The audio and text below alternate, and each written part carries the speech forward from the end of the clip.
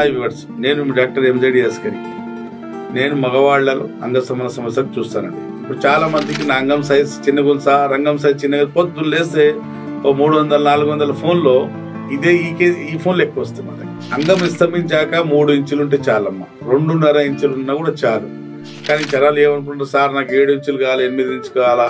చాలా మంది వచ్చి సార్ ఇంకా పొడుగు అవుతుందా? పొడుగు కాదమ్మా, అంగం పుట్టుకతో ముక్కు ఉంది అనుకోండి, ముక్కు పొడుగు అవుతుందా, వేలు పొడుగు అవుతుందా, ఏది పొడుగు కాదమ్మా.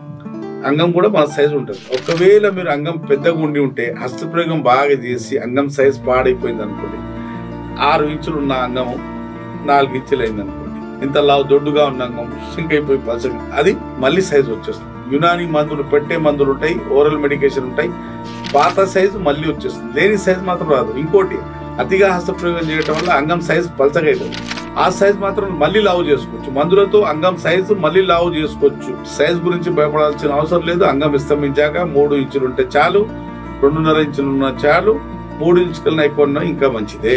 మన పార్ట్నర్ సాటిస్ఫై అవడానికి 3 ఇంచులు ఉంటే చాలు. అంగంలో గట్టితనం ఉండి తీరాలి. మీకు సమస్య ఉంటే నాతో సంప్రదించండి. యునాని మందులతో ఈ సమస్యతో మీరు బయటపడవచ్చు.